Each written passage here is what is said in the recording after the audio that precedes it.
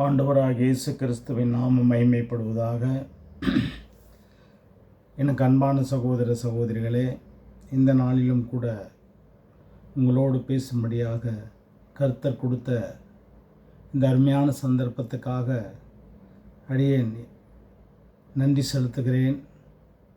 இயேசு கிறிஸ்துவின் நாமத்தினாலே உங்களை வாழ்த்துகிறேன். அநேக வீடியோக்கள் பார்த்திருக்கிறீர்கள். இந்த நாளிலும் கூட நம்முடைய தியானத்திற்கென்று தன் வேலையிலே அசதியாய் இருந்தால், அதாவது தனக்கு கொடுக்கப்பட்ட உத்தியோகத்திலே தனக்கு கொடுக்கப்பட்ட வேலையிலே நாம் அசதியாக இருந்தால் அல்லது செய்யாமல் இருந்தால் என்ன நடக்கும் அப்படின்றத இந்த நாளில் நாம் பார்ப்போம். ஆவியானவர் நமக்கு உதவி செய்வாராக. இதற்கு நாம் ஆதாரமாக எடுத்துக்கொள்ளுகிற சங்கீத பகுதியிலே 51ஆம் சங்கீதத்துடைய தலைப்பை மாத்திரம் நான் இன்றைக்கு நாம் தியானிக்க இருக்கிறோம். அதில் ஏராளமான வசனங்கள் இருக்குது. ஏறக்குறைய 19 வசனங்கள் கிட்ட இருக்கிறது. ஆனால் இன்றைக்கு நாம் தலைப்பை மாத்திரம் சிந்திக்க இருக்கிறோம். தலைப்பில் சொல்லப்பட்டிருக்கு, பத்சேபாள் இடத்தில் இது பாவத்துக்குட்பட்ட பின்பு நாத்தான் தீர்க்கதரிசி அவனிடத்திலே வந்து அவன் பாவத்தை உணர்த்தின போது பாடி ராகத்தலைவனுக்கு ஒப்புவிக்கப்பட்ட தாவீதின் சங்கீதம் எழுதப்பட்டிருக்கு. அப்போ இதில் 2 காரியங்கள் நாம் பார்க்கலாம். ஒன்று, பத்சேபாளிடத்திலே தாவீது பாவத்திற்கு உட்பட்ட பின்பு. அப்போது ஒரு பாவம் நடந்திருக்கிறது, அங்கே ஒரு பாவம் நடந்திருக்கிறது. அது எப்படி வந்தது அப்படின்றது ஒரு பகுதி. இன்னொரு பகுதி என்ன அப்படின்னு சொன்னால், பாவம் செய்த பிறகு கடவுளோட மனிதன் தீர்க்கதரிசியானவர் வந்து அவனுக்கு அவன் செய்த பாவத்தை உணர்த்த வேண்டியதாக இருந்தது. இது 2வது காரியம். ஆக முதல் காரியத்தில் அதாவது செய்ய வேண்டியதை செய்யாமல் இருந்தாலும் தப்பு, செய்யக்கூடாததை செய்தாலும் தப்பு. ஆகையால் செய்ய வேண்டியது செய்யணும், செய்யக்கூடாததை செய்யாமல் இருக்கணும் அப்படின்றதான். இதில் முதல் காரியம் என்ன அப்படின்னா, பாவம் செய்ய வேண்டிய சூழ்நிலை எப்படி வந்தது அப்படின்னு சொல்லி பார்த்தோம்னா, 2 சாமுவேல் புஸ்தகம் 11ஆம் அதிகாரத்தில் முதல் வசனம் என்ன சொல்லுகிறது? மறு வருஷம் ராஜாக்கள் யுத்தத்திற்கு புறப்படும் காலம் வந்தபோது,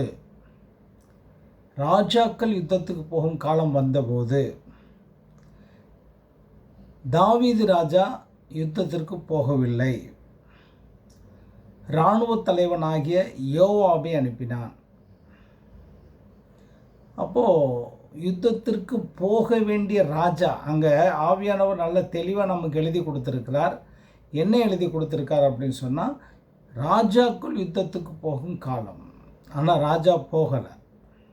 தனக்கு கொடுக்கப்பட்ட வேலையில் அவர் செய்யலை. அதை விட ஒரு முக்கியமான வேலை இருந்திருந்தால் ஆவியானவர் வெளிப்படையாக தெளிவாக எழுதி கொடுத்துருப்பார். ஆனால் அந்த இடத்துல நான் ஆராய்ந்து பார்த்தேன், ஒன்றும் முக்கியமான யுத்தத்தை கர்த்தருடைய பணியை காட்டிலும் ஒரு முக்கியமான வேலை அங்கே இல்லை. அவர் அதை செய்தார். அவர் அதை தேவனுடைய காரியத்தை அசட்டை பண்ணிவிட்டு யுத்தத்துக்கு போகிறது ராஜாக்களுடைய கடமை. ஆனால் அவர் போகலை. இராணுவ தலைவனாகிய யோவாபை அனுப்பினார். யோவாப் மாத்திரமல்ல, யுத்தத்துக்கு போனது யார் என்று சொன்னால், 2 சாமுவேல் புஸ்தகம் 11ஆம் அதிகாரம் 11ஆம் வசனத்தில் சொல்லப்பட்டிருக்கு, தேவனுடைய பெட்டி யுத்தத்திற்கு போயிருக்கு. நல்லா கவனிங்க, தேவனுடைய பெட்டி யுத்தத்திற்கு போயிருக்கு. தேவனுடைய உடன்படிக்கை அந்த வசனம் இருக்குது, மண்ணாக இருந்தது. அந்த பெட்டி யுத்தத்திற்கு போயிருக்கு. அது ஒரு அதாவது ஆரம்ப காலத்தில் ஏலி அப்படின்னு ஆசாரியன் இருக்கிற காலத்தில் அந்த பெட்டி கொண்டு போகிற பழக்கம் உருவானது. அதிலிருந்து வழக்கமாக கொண்டு போயிட்டுருக்குறாங்க. அப்போ இந்த பெட்டி யுத்தத்திற்கு போயிருக்கு. இஸ்ரவேல் மக்களும் யூதா மக்களும் யுத்தத்திற்கு போயிருக்கிறாங்க. இஸ்ரவேல் மக்களும் யூதா மக்களும் யுத்தத்துக்கு போயிருக்கிறாங்க. இராணுவ தலைவனாகிய யோவாபும் யுத்தத்துக்கு போயிருக்கிறார். சேவகர்களும் யுத்தத்திற்கு போயிருக்கிறார்கள். அவர்களெல்லாம் பாளையம் இறங்கியிருக்கிறார்கள். அவர்களெல்லாம் குடிசையில் தங்கியிருக்கிறார்கள். யுத்தம் செய்து கொண்டிருக்கிறார்கள். ஆனால் யுத்தத்துக்கு போக வேண்டிய ராஜா யுத்தத்துக்கு போகலை. ஆகையால் தான் பிசாசு தன் பலத்தோடு தாவீது இருதயத்தில் புகுந்தான். என்ன முக்கியமான தாவீது ராஜாக்கு இருந்தது யுத்தத்துக்கு போகாமல்? அப்படி இருந்தால் ஆவியானவர் எழுதி கொடுத்துருப்பார். ஒரு வேளையும் இல்லை. ஆனால் ராஜா வீட்டில் என்ன செஞ்சார் தெரியுங்களா? சாயந்தர நேரத்தில் கட்டிலில் படுத்திருந்தார், தூங்கி கொண்டிருந்தார். ரெண்டாவது, சாயந்தர நேரத்தில் எழுந்து உப்பரையை உலாவி கொண்டிருந்தார். ஆனால் அவருக்கு ஒரு விஷயம் தெரியல, அவரோடு பிசாசும் சேர்ந்து உலாவி கொண்டிருந்தான். அவருடைய இருதயத்தில் தவறான எண்ணங்களை கொடுத்து கொண்டிருந்தான். தவறான எண்ணங்கள் அங்கே வந்தது. அதை நீங்கள் இந்த ராஜாக்கள் புஸ்தகத்தில் ஒரு 2 சாமுவேல் புஸ்தகத்தில் 11ஆம் அதிகாரத்தை முழுசு படித்து பார்த்தீங்கன்னா அதோடைய காரியம் தெரியும். ஆகையால் 2வது பயத்தை படிக்கிறவர்கள் எல்லாருக்குமே அவர் என்ன தவறு நடந்தது அப்படின்றது நல்லா தெரியும். அப்போ அங்கே ஒரு தவறு நடப்பதற்கு ஒரு காரியம் உருவானது. அப்போது தப்பு நடந்து போச்சு. யார் செஞ்சாலும் தப்பு தான். 2வது, தப்பு இல்லாமல் செஞ்சாலும் தப்பு தான். அப்போது ஆகையால் தாவீதுடைய வாழ்க்கையில் பாவம் உள்ளே வந்தது. அப்போது அவ்வளோ பெரிய தப்பு. அது சொல்லப்போனால் விபச்சாரம் நடந்திருக்குது. 2வது, கொலை நடந்திருக்குது. துரோகம் நடந்திருக்கிறது. இவ்வளோ விஷயங்கள் அந்த காரியத்தில் நடந்தது. செய்யறது என்ன? செய்ய வேண்டியது யுத்தத்திற்கு போயிருந்தால் அந்த பிரச்சனை இல்லை.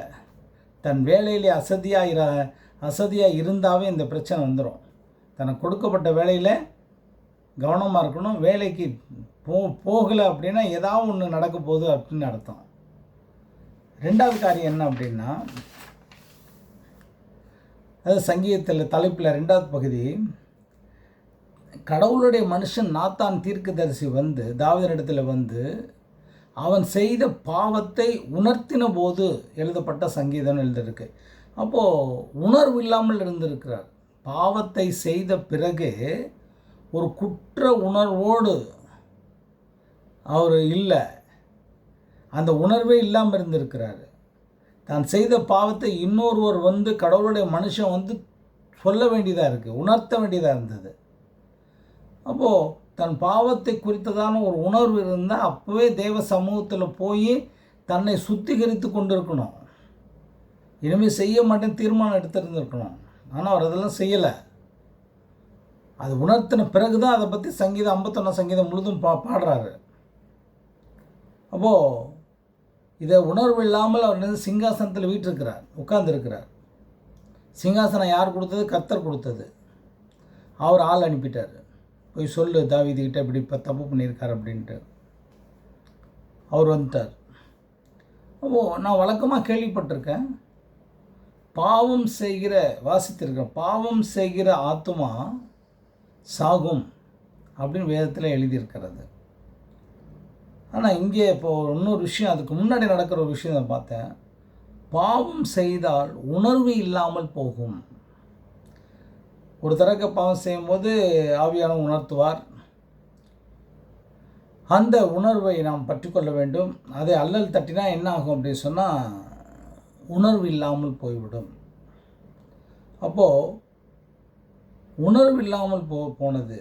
தாவீது உணர்வு இல்லாமல் சிங்காசனத்தில் அமர்ந்திருந்தார். தீர்க்கதரிசி உணர்த்த வேண்டியதாக இருந்தது. அப்போது உணர்வு இல்லாமல் போகும். நல்லா கவனிங்க, உணர்வு இல்லாமல் போகும். எந்த சூழ்நிலையிலையும் உணர்வு இல்லாமல் இருக்கக்கூடாது. நாம் செய்கிற ஒரு காரியத்திலே உணர்வு அவசியமானது. பாவம் செய்கிற ஆத்மா சாகும், பாவத்தின் சம்பளம் மரணம் அப்படின்னு சொல்லிட்டு பல வசனங்கள் வாசித்திருக்கிறோம். ஆனால் இந்த இடத்துல உணர்வு இல்லாமல் போகும் என்பதை வாசிக்கும்போது ரொம்ப கஷ்டமாக இருந்தது. ஆகையால் இதை கேட்கிற எனக்கு அன்பான சகோதர சகோதரிகளே, கிறிஸ்தவ வாழ்க்கை என்பது ஒரு முள் மேல் நடக்கிற ஒரு காரியத்தை போல். ஏனென்றால் நமக்கு எதிராளியாகிய பிசாசானவன் யாரை விழுங்கலாம் என்று வகை தேடி சுற்றித் திரிகிற ஒரு காலமாக இருக்கிறது. ஆகையால் நாம் எந்த சூழ்நிலையிலும் எந்த பாவத்திலும் விழாமல் நம்மை நாம் காத்து கொண்டு உணர்வோடு வாழ வேண்டியது அவசியமாக இருக்குது. ஆகையால் இந்த நாளிலும் தாவீது ராஜாக்கு ஏற்பட்ட அந்த சூழ்நிலை போல் யாருக்கும் ஏற்பட வேண்டாம், ஏற்படக்கூடாது. கர்த்தருக்கு எல்லாரும் உண்மையாக இருப்போம். ஆவியானவர் நமக்கு உதவி செய்வாராக. ஜெபிப்போம். எங்களை அதிகமாக நேசிக்கிறதான எங்கள் அன்பின் தகப்பனே, உமக்கு நாங்கள் நன்றி செலுத்துகிறோம். கர்த்தாவே, மாம்சமான யாவர் மீதும் நீர் அன்பு கூர்ந்திருக்க அதற்காக ஸ்தோத்திரிக்கிறோம். கர்த்தாவே, இந்த நாளிலும் நாங்கள் ஆண்டவர் இந்த பூமியில் இருக்கிறபடினாலே பலவிதமான பாவங்களை பார்க்கிறோம், பலவிதமான பாவ காரியங்கள் எல்லாம் உலகத்திலே பார்க்கிறோம். ஆண்டவரே, அதிலிருந்து தான் எங்களை பிரித்தெடுத்திருக்கீங்க. அதிலே நாங்கள் மறுபடியும் சிக்கிக்கொள்ளாதபடிக்கு கர்த்தர் எங்களை பாதுகாத்து வழி நடத்தும்படியாய் வேண்டுகிறோம். இரக்கமுள்ளவர், நீர் கிருபை உள்ளவர். உம்மிடத்தில் கேடகம், துருகம் மற்றும் ஆண்டவரை ஏராளமான காரியங்கள் இருந்து வைத்து எங்களை பாதுகாத்து கொள்ளும்படியாய் வேண்டுகிறோம். நாங்கள் பாவம் செய்யாதபடிக்கு காத்துக்கொள்ளும், உணர்வு இல்லாமல் போகாதபடிக்கு பாதுகாத்து கொள்ளுங்க. நாங்கள் உணர்வோடு வாழ தேவன் எங்களுக்கு கிருபை தாங்க. யாவரோடு சமாதானமாக இருக்க உதவி செய்யுங்க. எல்லா மக்களோடு கண்ணியமாய் பழக உதவி செய்யுங்கப்பா. உங்கள் நாமம் மகிமைப்படுவதாக. எங்கள் ஆண்டவராக இயேசு கிறிஸ்துவின் நாமம் ஜெபிக்கிறேன் ஜீவன் நல்ல பிதாவே. ஆமேன், ஆமேன், ஆமேன். எனக்கு அன்பான சகோதர சகோதரிகளே, இந்த வீடியோவை கேளுங்கள். உங்களுக்கு பிடித்திருக்குமானால் நீங்கள் லைக் செய்யுங்க, சப்ஸ்கிரைபர் செய்யுங்க. ஆண்டவராக இயேசு கிறிஸ்துவான உங்களை ஆசீர்வதிப்பாராக. ஆமேன், ஆமேன், ஆமேன், ஆமேன், ஆமேன்.